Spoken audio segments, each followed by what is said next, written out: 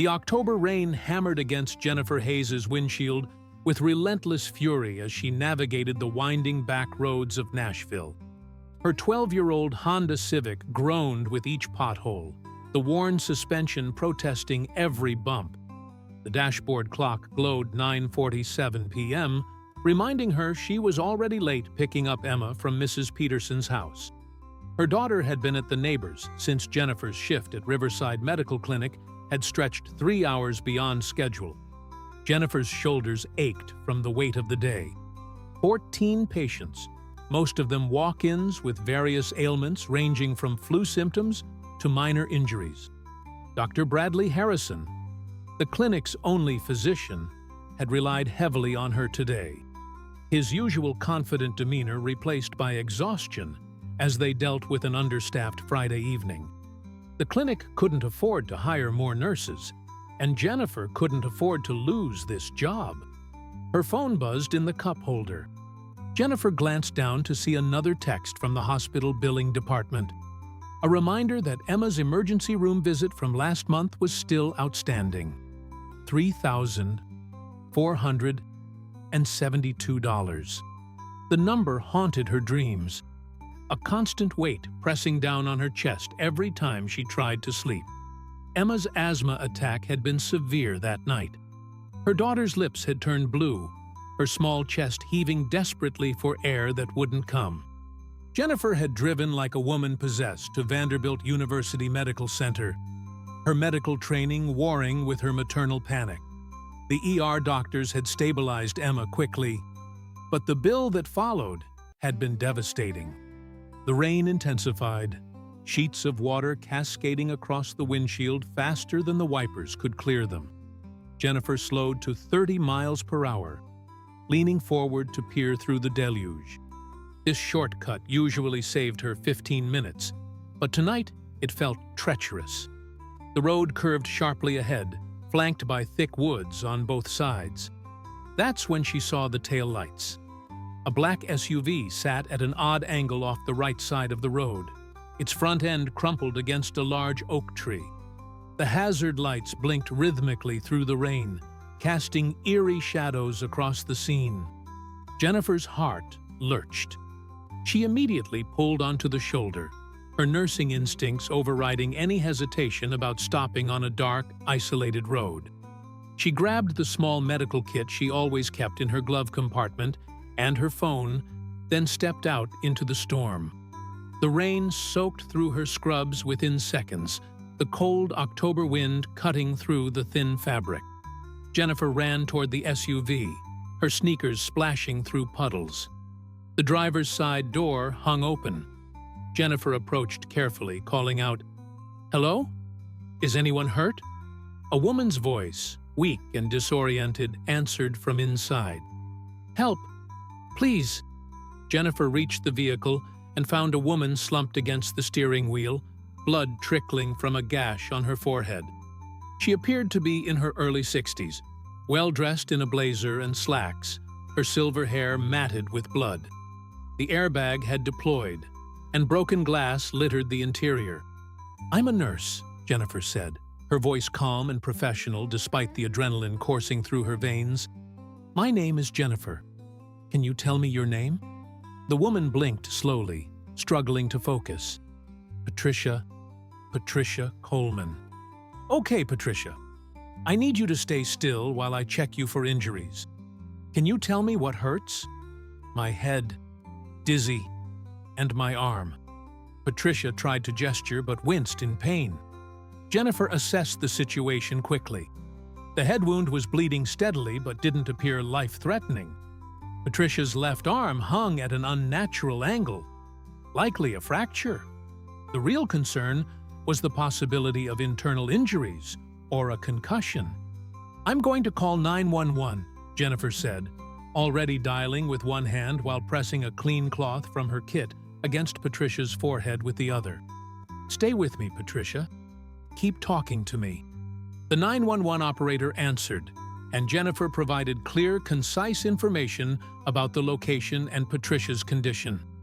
"ETA is 25 minutes, the operator informed her.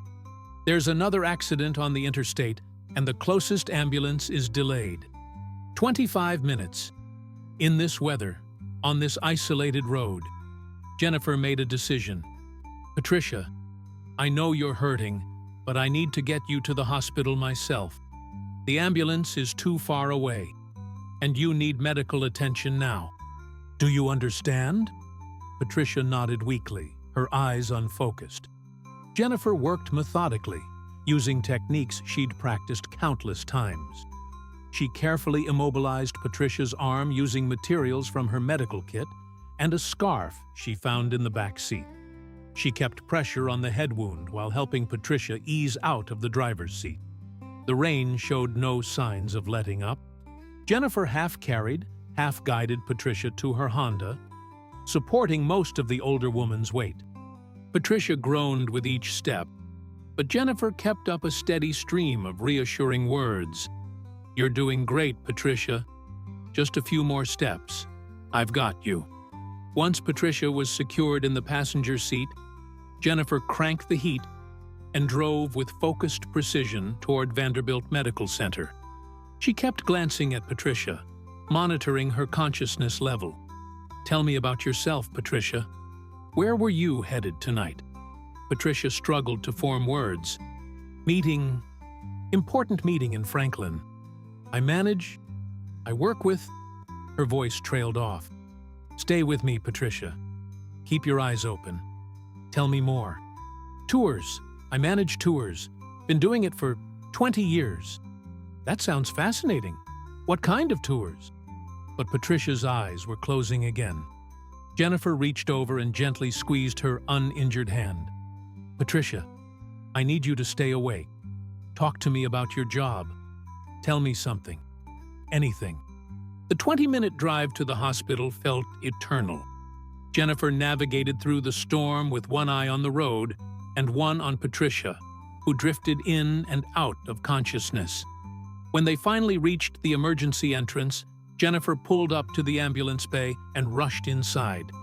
I need help!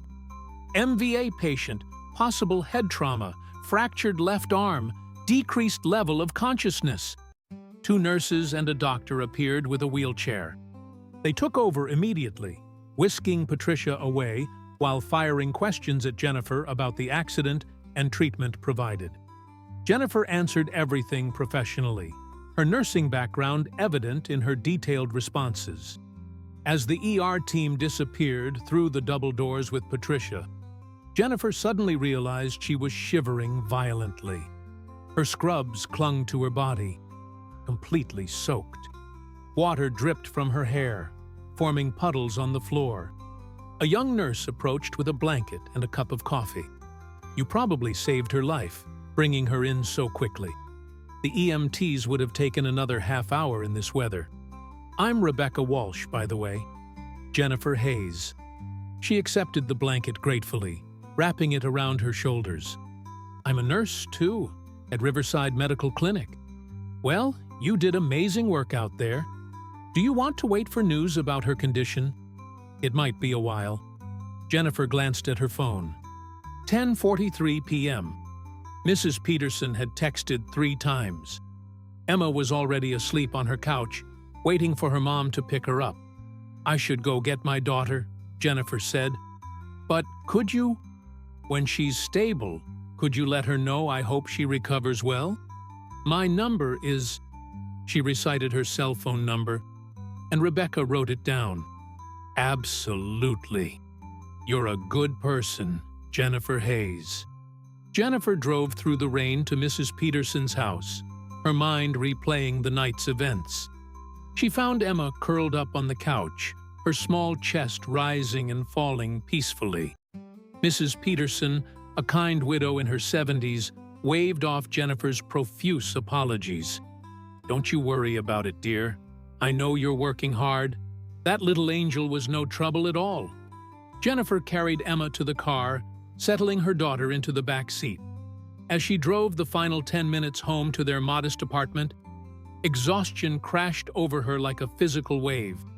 But beneath the fatigue, she felt something else, a quiet satisfaction that she'd made a difference tonight, that her skills had helped someone in desperate need. Their apartment building came into view, the faded brick illuminated by flickering streetlights. Jennifer lived on the second floor of a complex that had seen better days. The rent was $800 a month, barely affordable on her salary, but it was close to Emma's school and relatively safe. She carried Emma upstairs, her arms trembling with effort. Once inside, she tucked her daughter into bed, brushing a strand of blonde hair from Emma's peaceful face. Emma stirred slightly, murmuring, "Love you, Mommy. Love you more, sweetheart," Jennifer whispered. In her own room, Jennifer peeled off her wet scrubs and stood under a hot shower until her shivering stopped. But as she finally climbed into bed, sleep eluded her. Her mind wandered back to Patricia Coleman, lying in a hospital bed at this very moment. She wondered about the woman's family, her life, her important meeting in Franklin that she'd never made. Jennifer also thought about her own precarious situation. The hospital bill sat unpaid. Her car needed new tires before winter. The leak in the bathroom ceiling was getting worse, and Emma needed a new inhaler next week. But tonight, none of that had mattered. Tonight, she'd simply done what needed to be done, what any decent person would do. She'd helped someone who needed help. Jennifer finally drifted off to sleep, unaware that her act of kindness had set in motion a series of events that would change her life in ways she couldn't possibly imagine. 3 weeks passed before Jennifer heard anything about Patricia Coleman. November arrived with crisp air and golden leaves blanketing Nashville's streets. The weather had turned cold, and Jennifer found herself adding an extra blanket to Emma's bed each night, reluctant to turn on the heat and see their utility bills spike. The Riverside Medical Clinic had been chaotic lately. Dr. Harrison had been interviewing candidates for a second physician position, but so far, no one had accepted the modest salary the clinic could offer. This meant Jennifer continued working extended hours, often staying late to help with paperwork and patient follow-ups that technically weren't part of her job description. On this particular Wednesday afternoon, Jennifer sat at the clinic's cramped break room table, eating a peanut butter sandwich and reviewing Emma's inhaler prescription. The pharmacy had called that morning to inform her that Emma's insurance would only cover 50% of the cost. That left Jennifer responsible for $43, money she didn't have until her next paycheck arrived in 5 days. Her phone rang, an unfamiliar Nashville number displayed on the screen.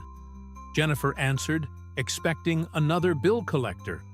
"Is this Jennifer Hayes?" a woman's voice asked. "Yes, this is Jennifer. My name is Catherine Wright. I'm calling on behalf of Patricia Coleman. Do you remember helping a woman after a car accident about 3 weeks ago?" Jennifer sat up straighter. "Yes, of course. How is Patricia? Is she okay?" "She's recovering beautifully, thanks to you. The doctors said your quick action and proper first aid likely prevented more serious complications.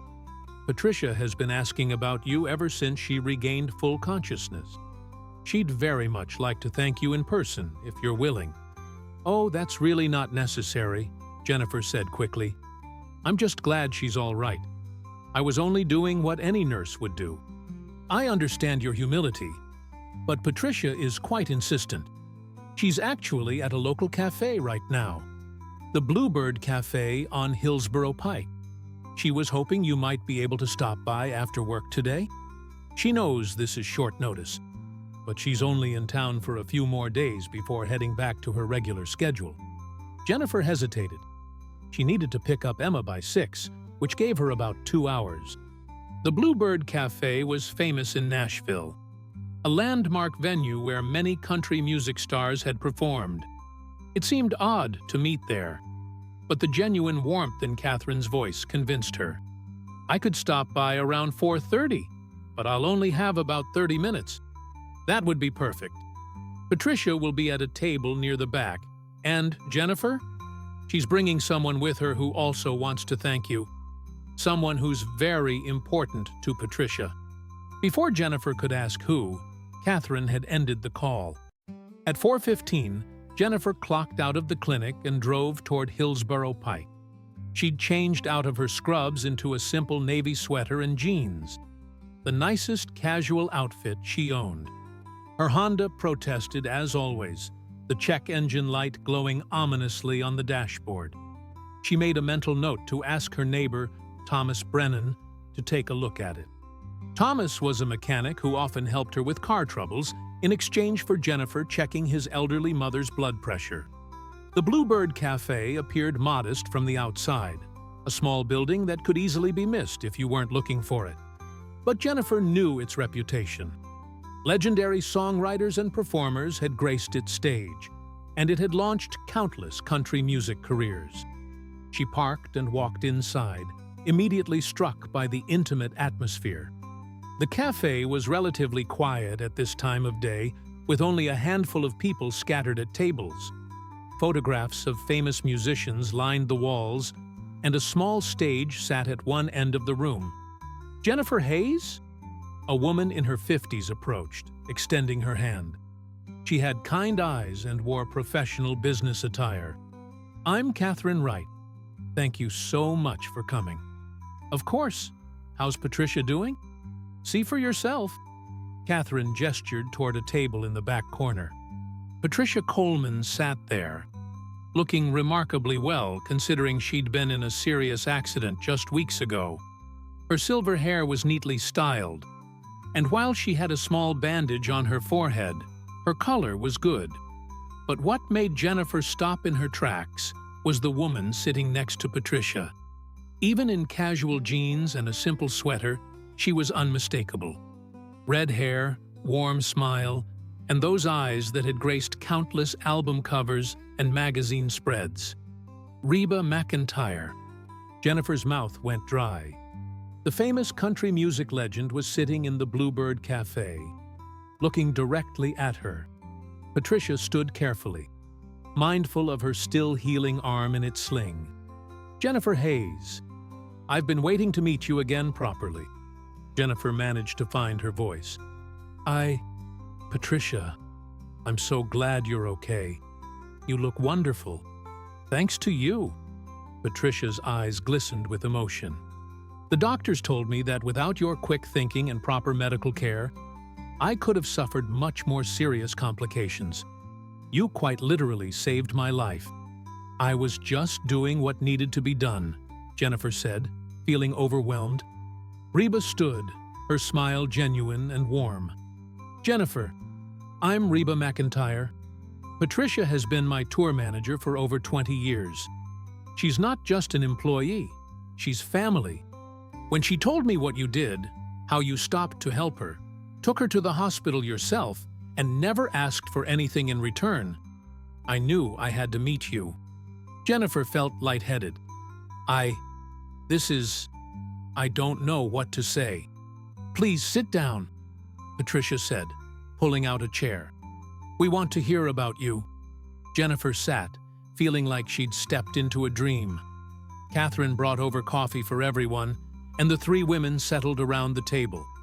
"Tell us about yourself, Jennifer," Reba said, her voice carrying that familiar warmth Jennifer had heard on countless radio stations. "Patricia mentioned you're a nurse?" "Yes, I work at Riverside Medical Clinic. It's a small practice, but we serve a lot of patients who can't afford larger medical facilities."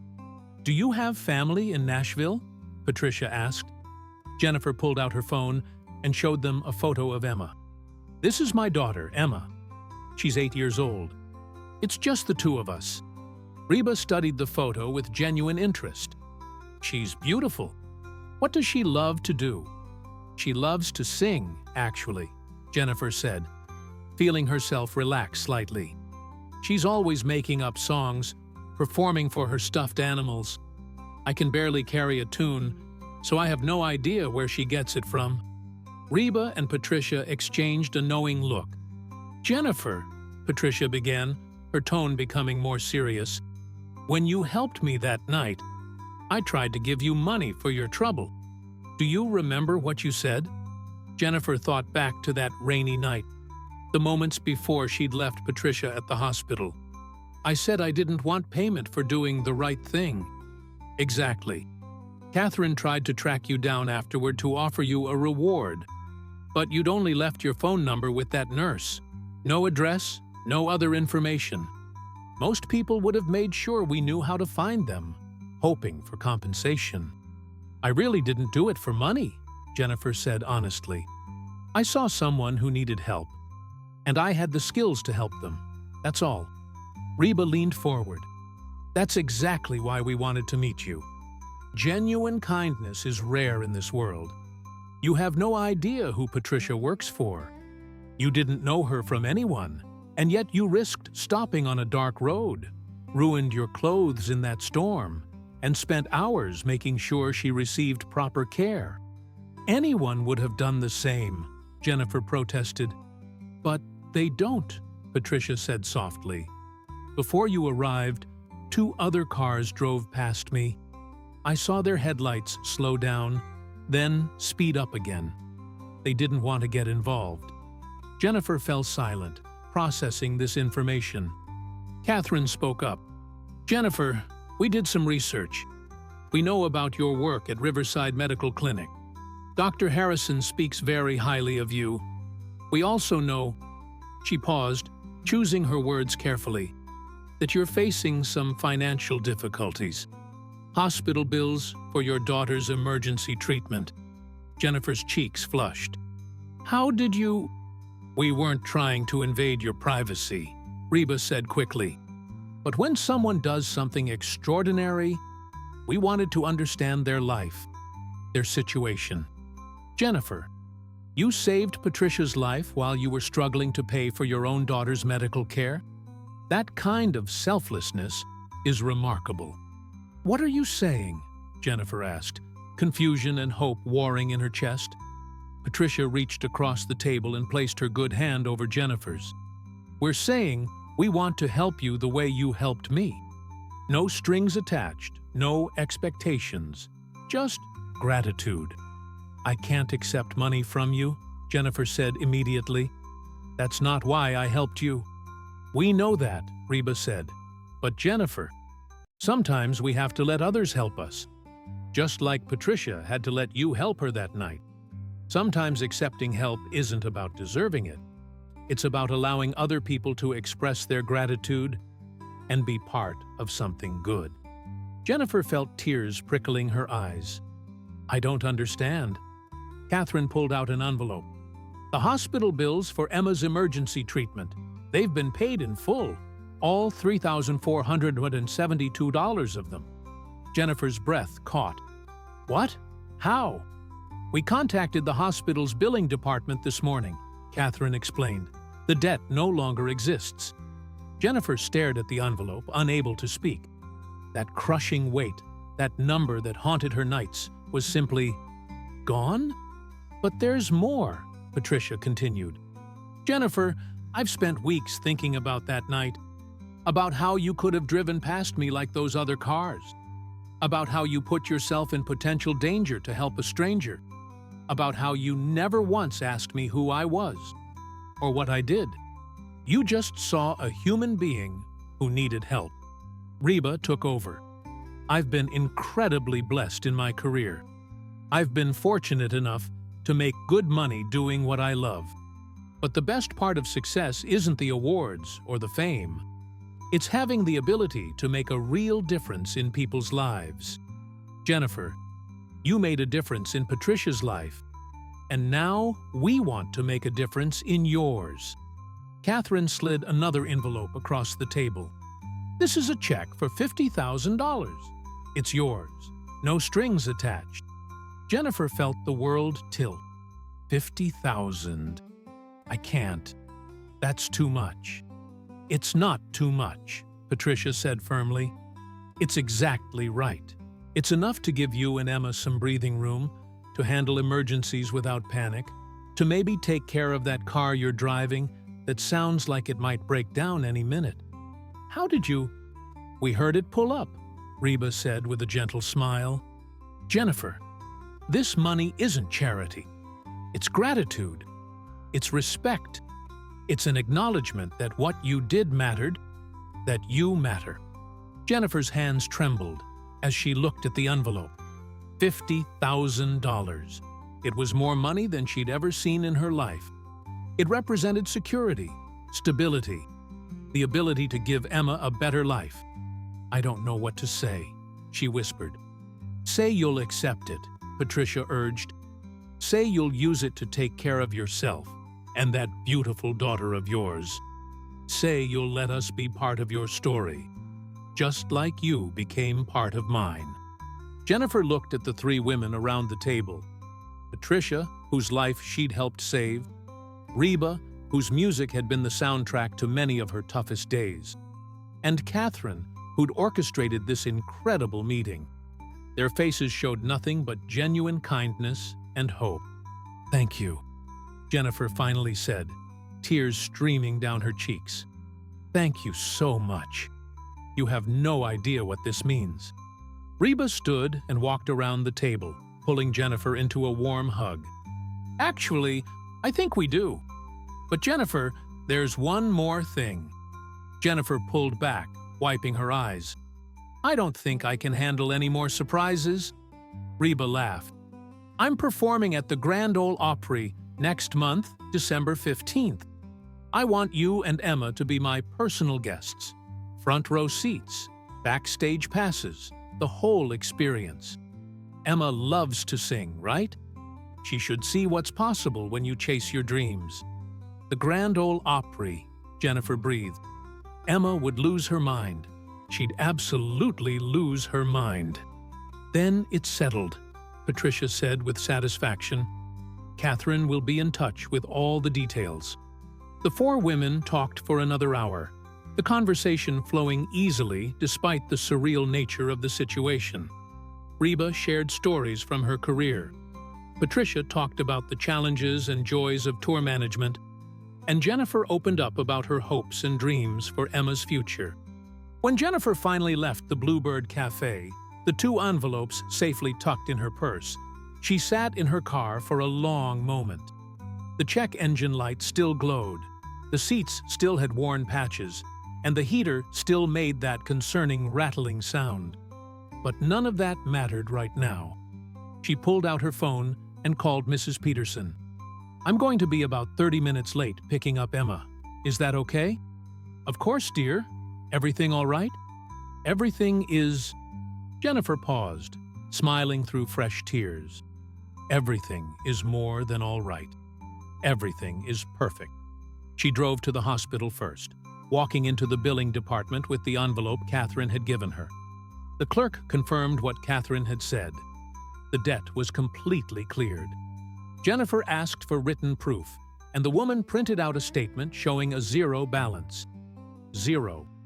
Jennifer stood in the parking lot, staring at the paper, feeling like the weight of the world had been lifted from her shoulders. The constant anxiety, the sleepless nights worrying about collectors calling, the guilt of putting Emma's health needs on a credit card she couldn't afford to pay. All of it, gone. When she picked up Emma from Mrs. Peterson's house, her daughter immediately noticed something was different. "Mommy, why are you smiling so much?" Jennifer knelt down to Emma's level. "Because something wonderful happened today, sweetheart. Something really, really wonderful." "What happened?" "I'll tell you all about it over dinner. But first, how would you like to go to the Grand Ole Opry next month and meet Reba McEntire?" Emma's eyes went wide. "The Reba McEntire? The singer? You're kidding." "Not kidding. We're going to be her special guests." Emma threw her arms around Jennifer's neck, squealing with excitement. "Mrs. Peterson watched from her doorway, her wrinkled face breaking into a wide smile. That night, after Jennifer had explained everything to Emma in age-appropriate terms, how Mommy had helped a lady who'd been in an accident, and how that lady wanted to say thank you, she tucked her daughter into bed. "Mommy," Emma said sleepily, "you always tell me to be kind to people. Is that why good things happened?" Jennifer thought about the question. She thought about stopping in the rain, about helping Patricia without any expectation of reward, about doing what was right simply because it was right. "I think good things happen when we remember to take care of each other," she said softly. "When we see someone who needs help, and we don't just walk past them. Being kind isn't about getting rewards, Emma. But sometimes, when we're kind, kindness finds its way back to us in unexpected ways. I want to be kind like you, Mommy." "You already are, sweetheart. You already are." As Jennifer finally crawled into her own bed that night, exhaustion pulling her toward sleep, she thought about the incredible chain of events that had unfolded. 3 weeks ago, she'd been driving home in a storm, worried about bills and late pickups and the constant struggle of single parenthood. She'd stopped to help someone because it was the right thing to do, never imagining that decision would change her life. But it had. One act of kindness, performed without any expectation of recognition or reward, had somehow circled back to her in the most unexpected way possible. Jennifer pulled the covers up to her chin, a smile playing on her lips. Tomorrow she would call Dr. Harrison and negotiate a better work schedule.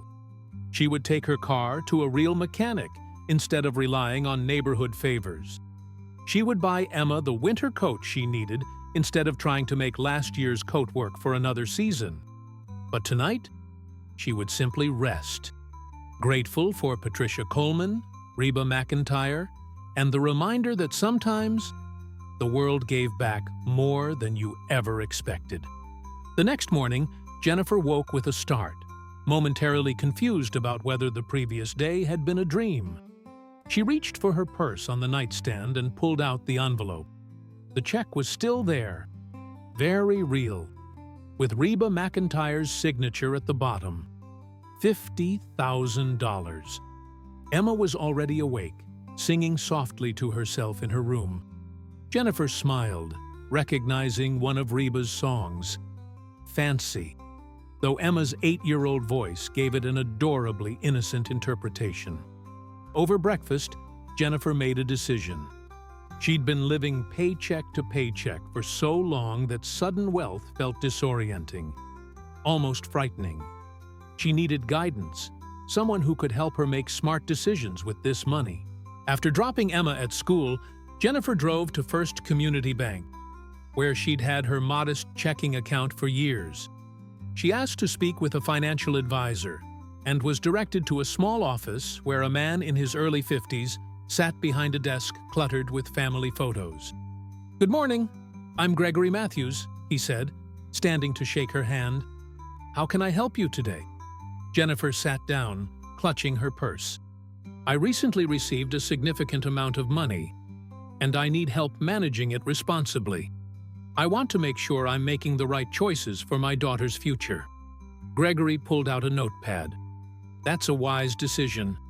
Many people who come into sudden wealth make impulsive decisions they later regret.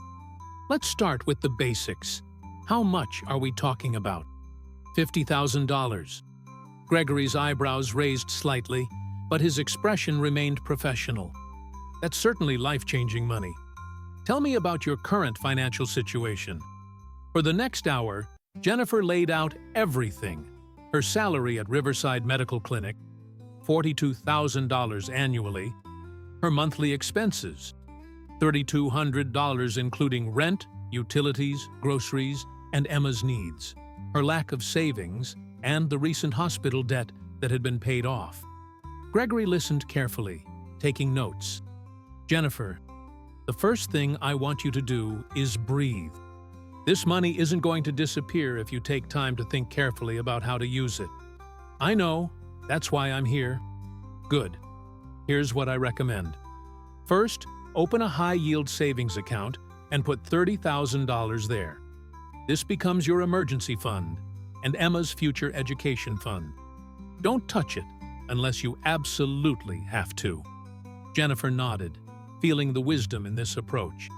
"Second, take $5,000 and pay off any immediate debts, credit cards, outstanding bills, anything carrying high interest.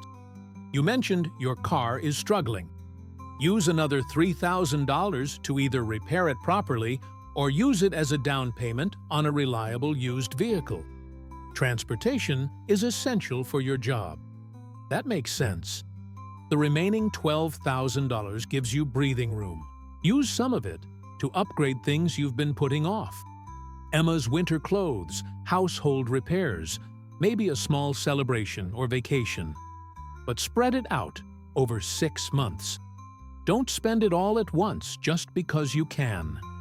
Jennifer felt relief wash over her. Gregory's advice was practical, grounded, and exactly what she needed to hear. "One more thing," Gregory said, his tone becoming more personal. "This money is a blessing, but don't let it change who you are. You earned this through an act of kindness, not through luck or work. That says something about your character. Stay true to that." Jennifer left the bank an hour later with a new savings account, a plan, and a sense of cautious optimism. She deposited the check, watching the balance appear on the screen with a sense of surreal wonder. Over the next 2 weeks, Jennifer systematically addressed the practical aspects of her life. She took her Honda to Thomas Brennan's garage, where he performed a thorough inspection. "Jennifer, I've been keeping this car running on prayers and duct tape," Thomas said, wiping grease from his hands. "The transmission is going, the engine needs major work, and honestly, you're looking at repairs that would cost more than the car is worth. What do you suggest?" "There's a good used car lot over on Gallatin Pike. Guy named Daniel Foster runs it. Honest dealer, which is rare. Tell him I sent you. He'll treat you right." That weekend, Jennifer and Emma visited Foster's used auto sales. Daniel Foster was a tall man in his 60s, with kind eyes and a straightforward manner. When Jennifer explained her situation and budget, he walked her directly to a 2018 Toyota Corolla. Previous owner was an elderly lady who barely drove it. 42,000 miles, one owner, maintenance records are immaculate. "I can let you have it for $12,500, and I'll throw in a 2-year warranty." Secretary? Jennifer Test drove the car, feeling the smooth ride, the reliable acceleration, the working heat that didn't make terrifying sounds. Emma sat in the back, running her hands over the intact upholstery. "Mommy, it smells like new." Jennifer negotiated Daniel down to $11,800, and 2 hours later, she drove off the lot in a reliable vehicle. The monthly payment was $220, manageable with her salary, and the peace of mind was priceless. At work, Jennifer requested a meeting with Dr. Harrison. She'd been rehearsing what she wanted to say for days. "Dr. Harrison, I love working here, but I need to discuss my hours and compensation." Dr. Bradley Harrison was a dedicated physician in his late 40s who'd opened Riverside Medical Clinic 5 years ago with the mission of serving Nashville's underserved communities.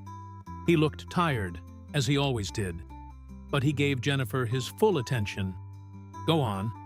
I've been working 50 to 60 hours a week, but I'm only being paid for 40.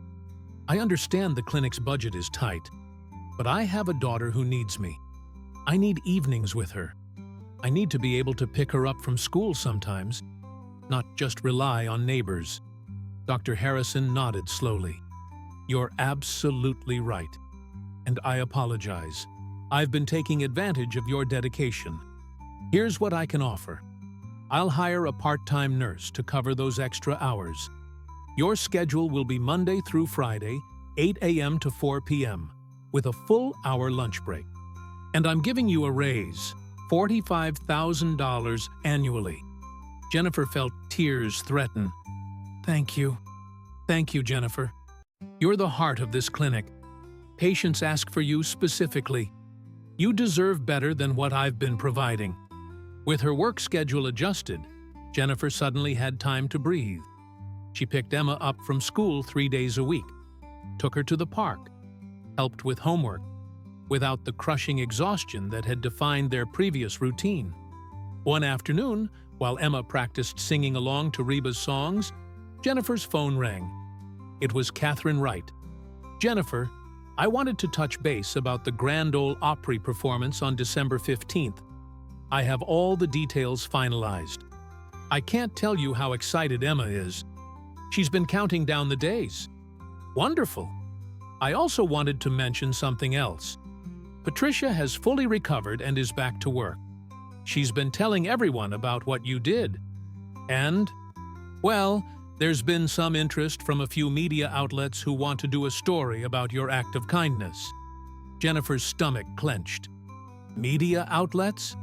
A couple of local news stations, one national morning show. Nothing is confirmed, and we wouldn't move forward without your permission. Patricia and Reba both feel strongly that your story could inspire others. But they also respect your privacy. Jennifer thought about it. The idea of being on television, of having strangers know her story, felt uncomfortable. But she also thought about the two cars that had driven past Patricia that rainy night. Too afraid or too busy to stop. "Can I think about it?" "Of course. Take your time. No pressure whatsoever." That evening, Jennifer discussed it with Emma over dinner. "Mommy, if you're on TV, could you tell people to be nice to each other? Like you always tell me?" Jennifer looked at her daughter, so small and wise beyond her years. "Is that what you think I should do? I think if you were on TV, more people might help other people, like you helped Miss Patricia." Children had a way of cutting through complexity to find simple truth. Jennifer called Catherine back the next morning. "I'll do one interview," she said. "Local news only. Nothing national. And I want the focus to be on encouraging people to help each other, not on me personally." "I'll make sure that message comes through clearly," Catherine promised. The interview was scheduled for the week before the Grand Ole Opry performance.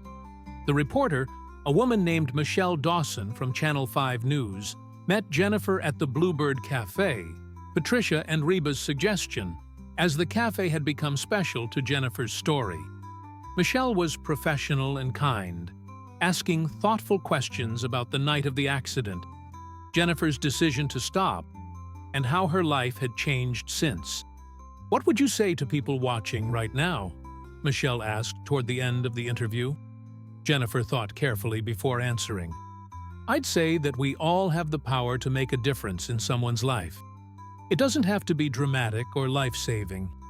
Sometimes it's just stopping when someone needs help, checking on a neighbor, offering a kind word when someone is struggling. We're all so busy, so focused on our own problems, that we forget we're part of a community. We need each other." "And the reward you received from Reba McEntire and Patricia Coleman? It was incredibly generous and life-changing for my daughter and me. But I want to be clear. That's not why I stopped that night. I stopped because Patricia needed help, and I could provide it. The reward was unexpected and not necessary. If the story of what happened encourages even one person to stop and help someone in need, that's worth more than any money."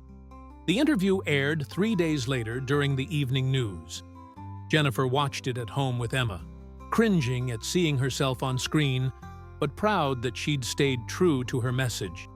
Her phone exploded with texts and calls. Mrs. Peterson, Thomas Brennan, nurses from other clinics she'd worked with over the years. Everyone wanted to congratulate her. Dr.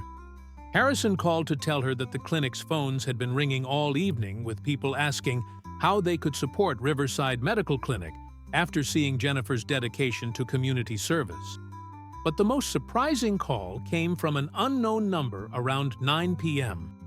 "Jennifer, this is Amanda Foster. You don't know me, but I was driving home tonight when I saw a man whose car had broken down on the side of I-40. I almost kept driving because I was late and it was dark. But then I remembered your interview. I remembered you saying we need to help each other. So I stopped. I called him a tow truck and waited with him until it arrived. He was so grateful, and I realized I realized I've driven past dozens of people who needed help over the years because I was too afraid or too busy. Thank you for reminding me what it means to be human." Jennifer felt chills run down her arms. "Amanda, thank you for telling me that. You made a difference in that man's life tonight. You made a difference in mine." After hanging up, Jennifer sat quietly for a moment, processing the weight of what had happened. Her simple act of kindness toward Patricia had inspired someone else to act kindly toward a stranger. How many others might do the same? Emma appeared in her doorway, already in pajamas. "Mommy, you looked pretty on TV." Jennifer smiled, opening her arms. Emma climbed into her lap, though she was getting a bit too big for it. "Sweetheart, do you understand why I wanted to do that interview? Because you want people to be nice? Because I want people to remember that we're all connected. When we help each other, when we show kindness, even when it's inconvenient or scary or difficult, we make the world better. Not just for the person we're helping, but for ourselves too. Like how helping Miss Patricia made good things happen for us." Not exactly. The good things that happened to us were extra special because of who Patricia works for. But the real reward was knowing I'd helped someone who needed it. That feeling of doing the right thing, that's the reward that matters most. Emma yawned, resting her head against Jennifer's shoulder. "I get it, Mommy. And in 6 more days, we get to meet Reba McEntire." Jennifer laughed, hugging her daughter close. 6 more days until the Grand Ole Opry. 6 more days until Emma experienced something magical that would hopefully inspire her own dreams and possibilities. As she tucked Emma into bed that night, Jennifer reflected on how dramatically her life had changed in just a few weeks. She had financial security for the first time in years. She had a reliable car. She had a better work schedule. She'd been on television, sharing a message she believed in deeply. But more than any of that, she had hope. Hope that the world was kinder than she sometimes feared. Hope that her daughter would grow up believing in the power of compassion. Hope that her story might encourage others to stop when they saw someone in need. Jennifer turned off Emma's light and walked to her own room, pausing to look out the window at Nashville's skyline glowing in the distance. Somewhere in that city, Patricia Coleman was living her life, managing tours and traveling the world with one of country music's biggest stars. Somewhere in that city, strangers were making choices about whether to help each other or look the other way. And in 6 days, Jennifer and Emma would walk into the Grand Ole Opry as special guests of Reba McEntire, completing a journey that had started with a simple decision on a rainy night. Jennifer smiled, closed the curtains, and prepared for bed, grateful for every unexpected blessing and every reminder that kindness mattered. December 15th arrived with unseasonably warm weather for Nashville, the temperature hovering at a comfortable 58 degrees. Jennifer had barely slept the night before, too excited about the evening ahead.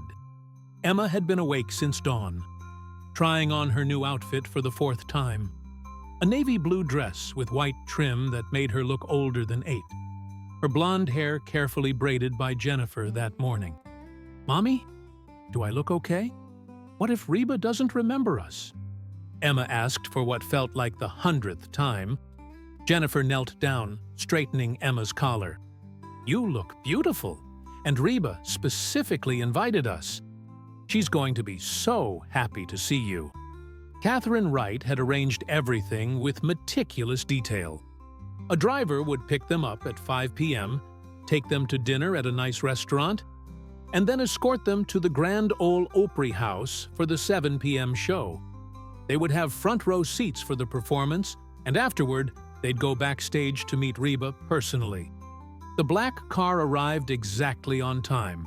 The driver, a friendly man named Robert Chen, helped them into the luxury sedan with professional courtesy. "Ladies, we'll be heading to the Capitol Grill for dinner. Ms. McEntire has arranged for a private table." Emma's eyes went wide as they pulled up to the upscale steakhouse. Jennifer felt a flutter of nerves.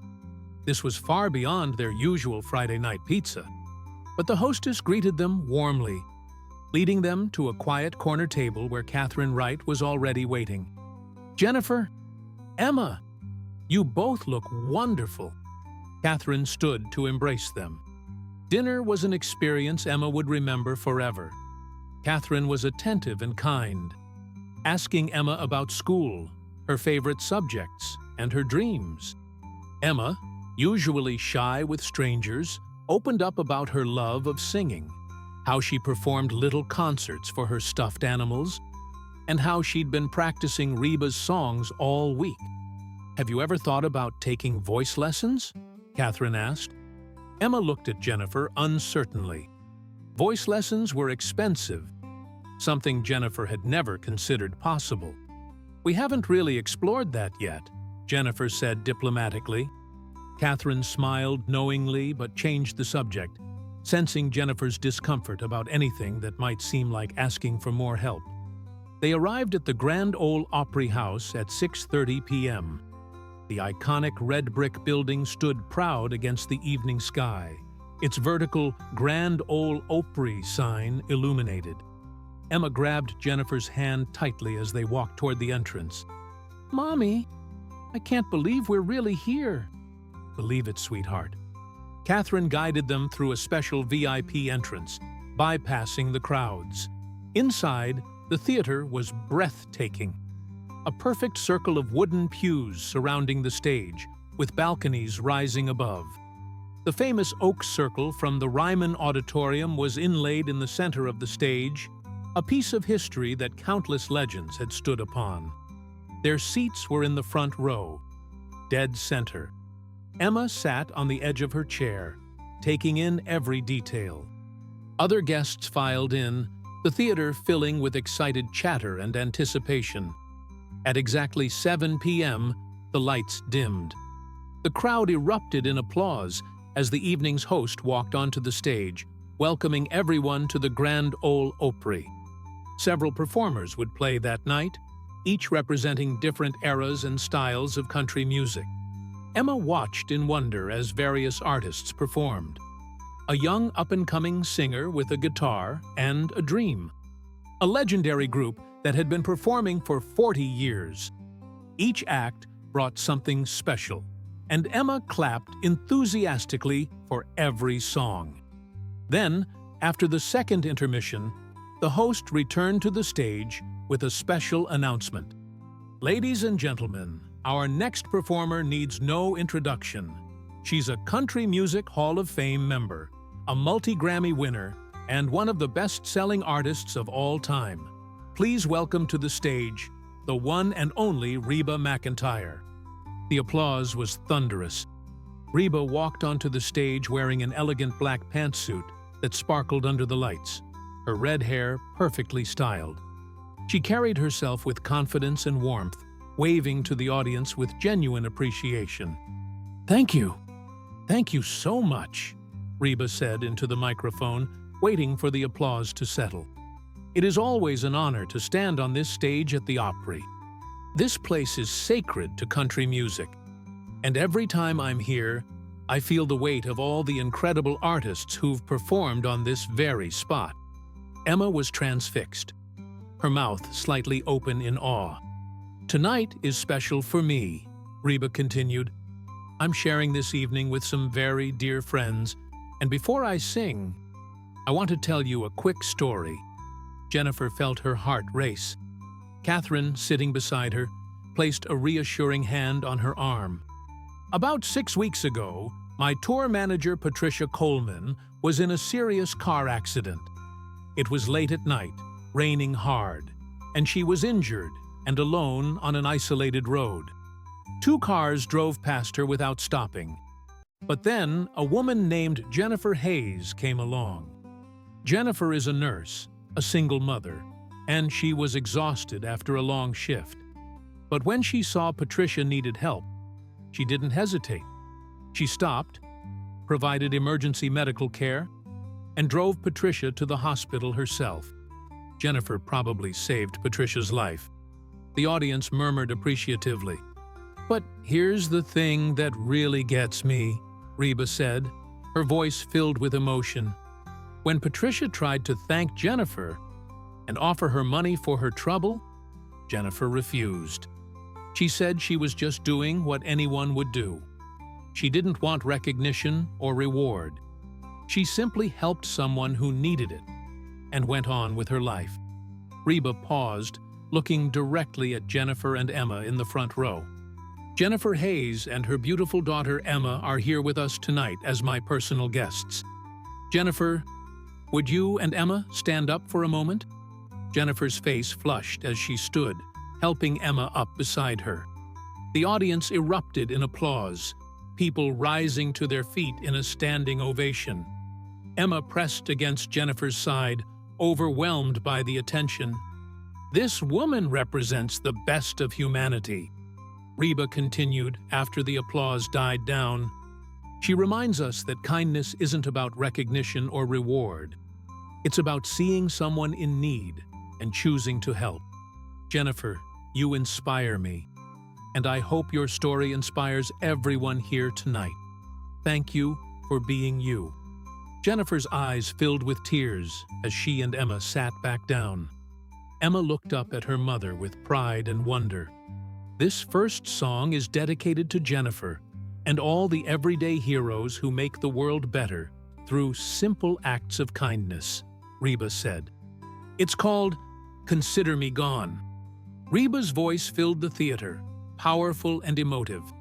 She performed for 45 minutes, running through her greatest hits: Fancy, Does He Love You, The Night the Lights Went Out in Georgia, and several newer songs. Each performance was flawless, showcasing why she'd remained a star for decades. Emma knew every word, singing along softly. Jennifer watched her daughter more than she watched the stage, seeing Emma's face glow with pure joy. This moment, this experience, was what the money from Reba and Patricia had really given them. Not just financial security, but hope, inspiration, and a memory they'd carry forever. After the final song, Reba took a bow to thunderous applause. "Thank you, Nashville. You're always home to me. Good night." Catherine appeared at their row as the lights came up. "Ready to go backstage?" Emma nodded enthusiastically, suddenly finding her voice again. "Yes, please." They were led through a maze of hallways to a private dressing room area. Patricia Coleman was there, her arm now out of its sling, looking completely recovered. She embraced Jennifer warmly. "You clean up nice," Patricia joked. "Much better than covered in rain and blood." "You look amazing," Jennifer said sincerely. "I'm so glad you're fully healed. Thanks to you." The door opened and Reba walked in, still glowing from the performance. She'd changed into comfortable jeans and a sweater, looking more like someone's friendly neighbor than a country music legend. "There they are," Reba said, opening her arms. She hugged Jennifer, then knelt down to Emma's level. "And you must be Emma. Your mama told me you love to sing." Emma nodded shyly, suddenly tongue-tied. "Did you enjoy the show?" "It was the best thing ever," Emma whispered. "You're my favorite singer in the whole world." Reba's smile was genuine and warm. "Well, that is just about the nicest thing anyone's ever said to me." "Thank you, sweetheart. You know what? I have something for you." Reba picked up a guitar from the corner of the room. A beautiful acoustic instrument with Reba signed across the front. "This is for you, Emma. I want you to keep singing, keep practicing, and remember that dreams can come true if you work hard and stay kind, just like your mama." Emma's eyes widened to saucers. For me? Really? Really and truly." Emma carefully took the guitar, holding it like it was made of glass. Tears streamed down her cheeks. "Thank you. Thank you so much." Jennifer was crying now, too. overwhelmed by the generosity and thoughtfulness. "There's one more thing," Patricia said, pulling out another envelope. "Jennifer, we've established a small fund in your name at Riverside Medical Clinic. It's $25,000, dedicated to helping patients who can't afford their medical care. Dr. Harrison will administer it, but it's a tribute to your compassion and dedication to helping others." Jennifer couldn't speak. She pressed her hand to her mouth, shaking her head in disbelief. "And," Catherine added, "we've arranged for Emma to have voice lessons with Michelle Robinson. She's one of Nashville's best voice coaches, and she's agreed to teach Emma twice a week for the next year. All expenses covered." I can't." Jennifer struggled to find words. Reba placed her hands on Jennifer's shoulders. "You can, and you will. Jennifer, you gave without expecting anything in return. Let us give to you in the same spirit. This isn't about debt or obligation. It's about recognizing something special and wanting to nurture it, both in you and in Emma." They spent another hour talking, laughing, and taking pictures. Reba showed Emma some basic guitar chords, praising her natural sense of rhythm. Patricia told stories about life on the road, making even the mundane aspects of tour management sound glamorous. When it was finally time to leave, Emma hugged Reba tightly. "I'm going to practice every day, I promise." "I believe you will," Reba said. "And Emma, don't just practice music. Practice kindness too, like your mama. That's the real secret to a good life." In the car ride home, Emma cradled her guitar carefully, occasionally strumming the strings and producing sounds that were more enthusiastic than melodic. Jennifer watched her daughter, seeing dreams taking root in real time. "Mommy," Emma said softly, "is this really happening?" "It's really happening, baby. Everything changed because you helped Miss Patricia, didn't it?" Jennifer considered the question. "Everything changed because I made a choice to stop and help someone who needed it. But Emma, I want you to understand something important. I didn't help Patricia expecting anything like this to happen. I helped her because it was the right thing to do. The blessings that came after, they were unexpected gifts, not earned rewards." "But you did earn them," Emma insisted. "You earned them by being good." Jennifer smiled, recognizing the wisdom in her daughter's simple logic. Maybe Emma was right. Maybe kindness did earn its own rewards, just not always in ways you could predict or measure. When they arrived home, Emma wanted to stay up practicing her new guitar, but Jennifer insisted on bedtime. Tomorrow, Emma would start dreaming about voice lessons and musical futures. Tomorrow, Jennifer would call Dr. Harrison about the medical fund and figure out how it would be administered. Tomorrow, the ripples of kindness would continue spreading outward. But tonight, Jennifer simply tucked her daughter into bed, kissed her forehead, and whispered, "Sweet dreams, my little singer. Sweet dreams, Mommy. And thank you for stopping that night. Thank you for being brave." Jennifer turned off the light, her heart full to bursting. Brave. She'd never thought of herself that way. She'd just been a tired nurse driving home in the rain who'd seen someone who needed help. But maybe that's what bravery really was. Doing the right thing even when you're exhausted, even when it's inconvenient, even when no one would blame you for passing by. Jennifer walked to her window and looked out at Nashville's lights. Somewhere in this city, countless acts of kindness were happening, or not happening, based on choices people made in ordinary moments. A stranger helping another stranger, a neighbor checking on someone living alone, a driver stopping for someone in need. Her choice on that rainy October night had changed her life, and Emma's in ways she never could have imagined. But more importantly, her story, now shared publicly, might inspire others to make similar choices, creating a chain reaction of compassion that extended far beyond what she could see or know. Jennifer closed the curtains and climbed into bed, the sounds of Nashville's night filling her small apartment.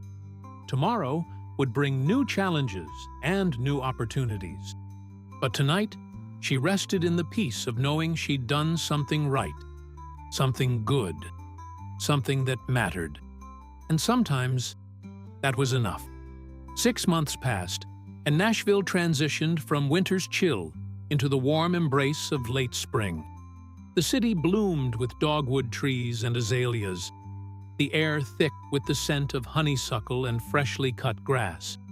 For Jennifer Hayes, these months had been transformative in ways both practical and profound. It was a Saturday morning in late May when Jennifer sat on a bench at Centennial Park, watching Emma practice guitar with her voice coach, Michelle Robinson. The two met here every other Saturday when the weather was nice, Michelle believing that music should be experienced in natural settings, not just sterile practice rooms. Emma had grown in confidence and ability over the past months. Her voice, once enthusiastic but untrained, now carried notes with increasing clarity and control. She'd learned to read music, understand rhythm, and most importantly, to express emotion through song.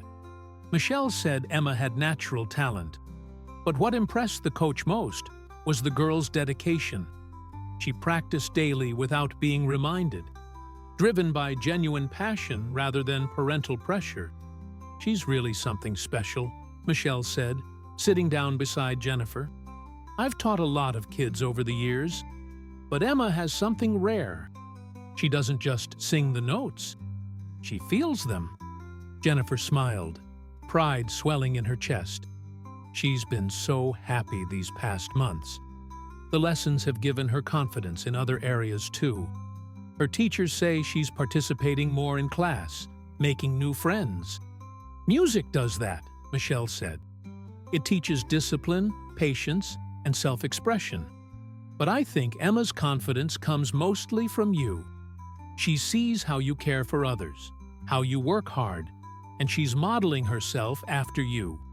Jennifer felt humbled by the observation. She'd been so focused on giving Emma opportunities that she hadn't fully considered how her own actions shaped her daughter's character. Her phone buzzed with a text from Dr. Harrison. "Free for lunch Monday? Want to discuss the medical fund progress?" The Jennifer Hayes Medical Assistance Fund had helped 17 patients in its first 6 months of existence. People who couldn't afford necessary medications, families facing unexpected medical emergencies, elderly patients needing home care they couldn't pay for. The fund had made tangible differences in real lives. Dr. Harrison had been meticulous in administering the money, ensuring every dollar went to legitimate needs. But more than that, the fund had changed the culture at Riverside Medical Clinic. Other local doctors had heard about the program and started sending patients who needed help. A local pharmacy had reached out, offering to match prescription costs for fund recipients. The community was rallying around the idea that healthcare should be accessible to everyone. Jennifer texted back, "Absolutely. Noon at the usual place? Perfect. I have some exciting news to share." Jennifer wondered what the news might be but didn't press. She'd learned over these months to let good things unfold in their own time. Emma finished her lesson and ran over, her guitar case slung across her back. "Mommy, Michelle says I'm ready to perform at the student showcase next month." "That's wonderful, sweetheart. Are you excited or nervous?" "Both, but mostly excited. Michelle says I can choose my own song. I'm thinking about doing Consider Me Gone by Reba. Is that okay?" Jennifer's eyes misted. Of course Emma would choose that song, the one Reba had dedicated to them at the Grand Ole Opry. "I think that's perfect." They spent the afternoon at the park, getting ice cream and enjoying the warm weather. Jennifer had taken this Saturday off from the clinic, a luxury her new work schedule permitted. She'd learned to prioritize time with Emma, understanding that childhood was fleeting, and these moments mattered more than any extra shift. That evening, after Emma was in bed, Jennifer sat at her kitchen table reviewing her finances. The discipline Gregory Matthews had taught her had become habit. The savings account remained largely untouched, growing slowly with interest. Her car payment was manageable and on schedule. She'd even started contributing to a retirement account, something that had seemed impossible a year ago. But the most significant change wasn't financial. It was psychological. Jennifer no longer lived with constant anxiety about money. She could handle Emma's occasional asthma flare-ups without panic. She could say yes to school field trips without calculating whether they'd make rent. The weight that had pressed on her shoulders for years had lifted, allowing her to breathe freely. Her phone rang. Catherine Wright. "Jennifer, I hope I'm not calling too late." "Not at all. How are you?" "Wonderful. Listen, Patricia and Reba are going to be in Nashville next week for 3 days. They'd love to have dinner with you and Emma if you're available. Nothing formal, just catching up." "We'd love that. Emma talks about them constantly." "Perfect.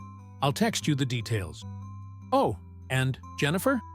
Reba specifically asked me to mention that she's heard Emma has been taking voice lessons. She's hoping Emma might sing something for her." Jennifer laughed. "Emma will absolutely lose her mind. In the best way." After hanging up, Jennifer felt a warmth spreading through her chest. The relationship with Patricia and Reba had evolved from gratitude-based to genuine friendship. They checked in regularly, celebrated Emma's progress, and shared pieces of their lives. It was unexpected and precious. Monday's lunch with Dr. Harrison was at a small sandwich shop near the clinic. He arrived looking energized, carrying a folder thick with papers. "Jennifer, sit down. You're not going to believe this." She sat, curiosity piqued. "Remember how the medical fund got some local media attention a few months ago?" "Yes, that article in the Tennessean." "Well, that article caught the attention of the Nashville Healthcare Foundation. They're a major charitable organization that supports community health initiatives. They reached out to me last week with a proposal." Dr. Harrison opened the folder, revealing official-looking documents. "They want to partner with us to expand the medical fund. They're offering to match every dollar in the fund and provide an additional $50,000 annually for the next 5 years. But there's more. They want to create similar funds at other small clinics throughout Nashville using our model as the template. They're calling it the Hayes Initiative." Jennifer's hand flew to her mouth. "The Hayes Initiative? Your name, your legacy. The foundation believes your story, helping Patricia without expecting reward, and then using what you receive to help others, represents the kind of community-focused healthcare they want to promote. They want you to be the public face of the initiative, speaking at fundraisers, helping other clinics establish their own assistance programs." "I don't know what to say. I'm not a public speaker. I'm just a nurse." Dr. Harrison leaned forward, his expression serious. "Jennifer, you're not just anything. You're someone who stopped on a dark road to help a stranger. You're someone who used a financial blessing to help others rather than just yourself. You're someone who shows up every day and treats patients with dignity and compassion. That's exactly who should represent this initiative." Jennifer felt overwhelmed, but also excited. "Would I still work at the clinic?" "Absolutely!" The foundation is proposing 20 hours a week at the clinic. 20 hours doing outreach and education for the Hayes Initiative. Your salary would increase to $65,000 annually, plus benefits. And the best part? The initiative would start in 6 months, giving you time to prepare and receive training in public speaking and nonprofit management. Jennifer tried to process the information.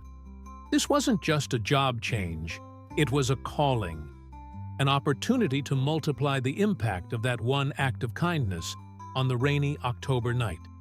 "Can I think about it for a few days?" "Take all the time you need. But Jennifer, I really hope you say yes. You have the power to change countless lives." That evening, Jennifer discussed it with Emma over dinner.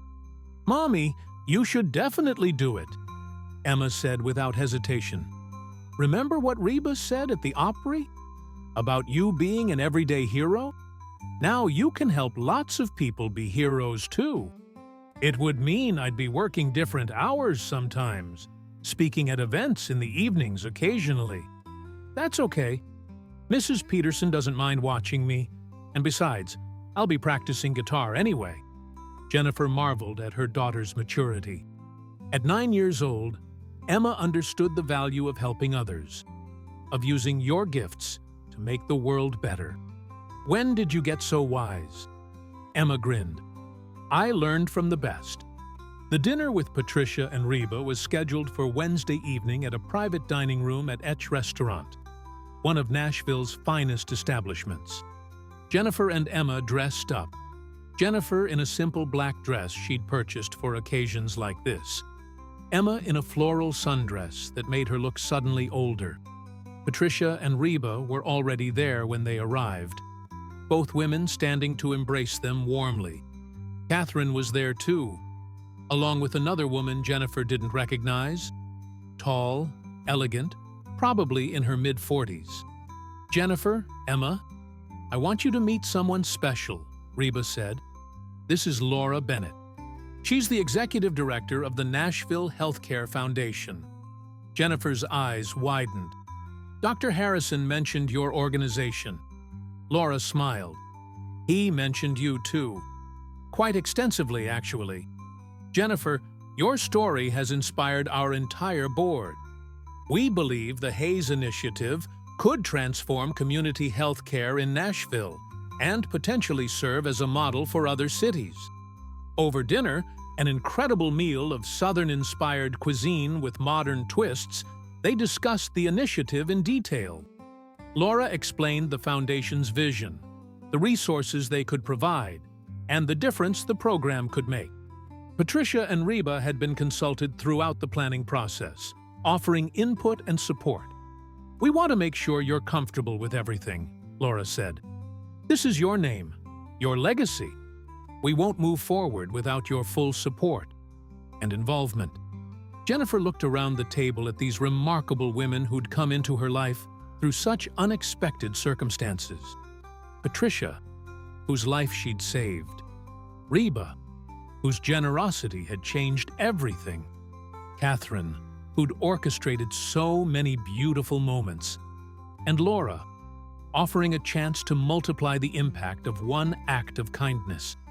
"I'm in," Jennifer said. "I want to do this." The table erupted in celebration, glasses clinking, smiles all around. "There's one condition," Jennifer added. "I want part of the initiative to include scholarship programs for children of healthcare workers who want to pursue music or arts education. Kids like Emma, who have talent and passion but might not have the resources to develop it." Reba reached across the table and squeezed Jennifer's hand. "That's perfect. Absolutely perfect." After dinner, Emma performed "Consider Me Gone" for the small group, her voice clear and confident. When she finished, Reba had tears in her eyes.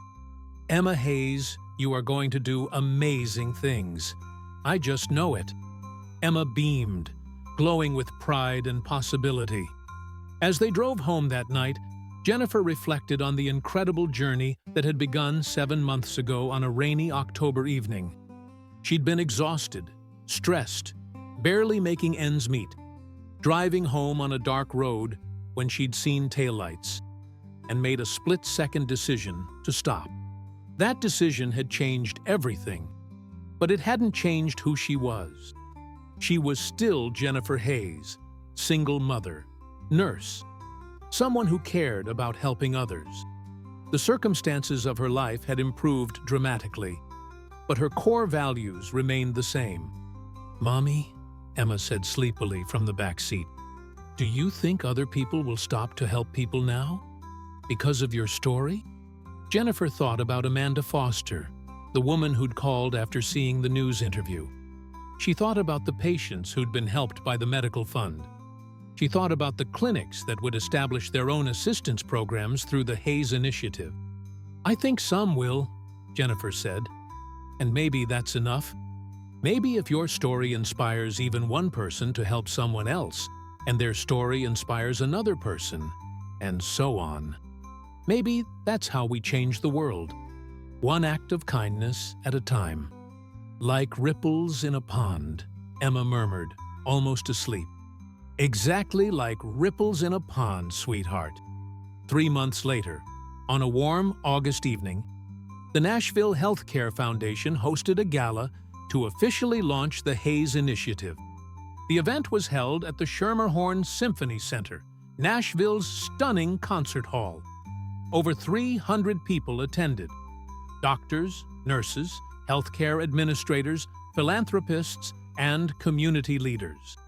Jennifer stood backstage, nervous in a way she'd never been in an emergency room. Public speaking training had helped, but addressing a crowd of this size still felt daunting. Emma was in the audience with Mrs. Peterson, wearing a new dress and carrying herself with confidence. Laura Bennett introduced Jennifer with a moving speech about community, compassion, and the power of everyday heroes. Then Jennifer walked onto the stage to enthusiastic applause.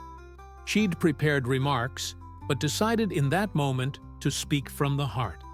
"7 months ago, I was driving home in a rainstorm, worried about bills and late pickups and all the small stresses that fill our daily lives. When I saw a car crashed on the side of the road, I had a choice. I could keep driving, like 2 other cars had already done, or I could stop." Jennifer paused, looking out at the audience. "I stopped because I'm a nurse, and helping people is what I do. But more than that, I stopped because I believe we're all connected. When we see someone in need, whether it's a car accident, a medical emergency, or just someone struggling with life's challenges, we have an obligation to each other. Not a legal obligation, but a human one." She shared the story of that night, of Patricia's injuries, of the drive to the hospital, of never expecting anything in return. She talked about how Patricia and Reba's generosity had transformed her life and Emma's, but emphasized that the real gift wasn't the money. It was the reminder that kindness mattered, that helping others created ripples that extended far beyond what we could see. "The Hayes Initiative isn't about me," Jennifer said, emotion thick in her voice. "It's about all of us. It's about creating a community where no one has to choose between healthcare and rent, between medication and groceries. It's about recognizing that we're stronger together, that we can solve problems we can't solve alone." She concluded by thanking the foundation, the participating clinics, Patricia, Reba, and everyone who believed in the program's mission. "And I want to thank my daughter Emma, who reminds me every day why this work matters. Emma, will you come up here?" Emma walked onto the stage, looking small under the bright lights, but standing tall. Jennifer put her arm around her daughter's shoulders. Emma is learning to use her voice, literally, through music, and figuratively, by speaking up for what's right. That's what I hope this initiative inspires in all of us. Find your voice. Use it to help others. Create ripples of kindness that spread farther than you'll ever know. The applause was thunderous. Jennifer and Emma walked off stage together, hand in hand, into a future bright with possibility. In the audience, Patricia wiped tears from her eyes, thinking about that rainy night when she'd been alone and scared and certain no one would stop. Reba sat beside her, equally moved, grateful for the reminder that success wasn't measured in album sales or awards, but in the impact you had on others' lives. Later that night, after the gala ended and the congratulations had been shared, Jennifer and Emma drove home in their reliable Toyota Corolla. Emma fell asleep almost immediately, exhausted from the excitement. Jennifer drove through Nashville's familiar streets, past the Grand Ole Opry House, past the Bluebird Cafe, past Vanderbilt Medical Center where she'd brought Patricia that desperate night. The city glowed with life and possibility. Jennifer thought about all the people in Nashville making choices right now, to help or to walk away, to see others as obstacles or as fellow human beings deserving of compassion. She thought about the clinics that would soon have their own assistance funds, the patients who would receive care they desperately needed, the healthcare workers who'd be empowered to help without the constraints of financial limitations. One act of kindness, performed without expectation of reward, had created all of this. But Jennifer understood now that her act of kindness wasn't special. It was simply what decent people did when confronted with someone in need. The special part was what came after. The choice by Patricia and Reba to turn gratitude into action, to multiply the impact of one good deed by helping Jennifer in ways that enabled her to help countless others. When they arrived home, Jennifer carried Emma upstairs, tucking her into bed without waking her. She stood in the doorway for a moment, watching her daughter sleep. The signed guitar from Reba leaning against the wall, visible proof of dreams coming true. Jennifer walked to her window and looked out at Nashville one more time. Somewhere in this city, someone was making a choice right now, to stop or to keep driving, to help or to look away, to see another person's pain as an inconvenience or as an opportunity for connection. She hoped they chose kindness. She hoped her story, now amplified through the Hayes Initiative, would encourage more people to choose compassion over convenience, connection over indifference. Jennifer closed the curtains and climbed into bed, grateful for the journey that had brought her here. From that rainy October night to this warm August evening, her life had been transformed. But the most important transformation wasn't external. It was the confirmation that her values, her choices, her commitment to helping others mattered in ways big and small. As she drifted off to sleep, Jennifer thought about the future. Emma's continued growth as a singer, the Hayes Initiative expanding to help more people, the possibility of inspiring others to create their own ripples of kindness. But mostly, she thought about the simple truth that had guided her that rainy night and every day since. We're all connected, and when we help each other, we create a better world for everyone. One act of kindness at a time. One choice at a time. One human being seeing another human being and choosing to care. That was the real story. That was the real reward. That was the legacy Jennifer Hayes hoped to leave. Not just for Emma, but for everyone whose life she touched through the Hayes Initiative and beyond.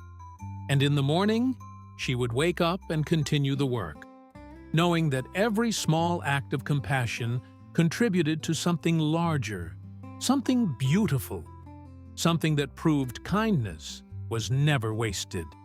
The story that began on a rainy October night had come full circle, but it wasn't ending. It was expanding, growing, touching more lives with each passing day.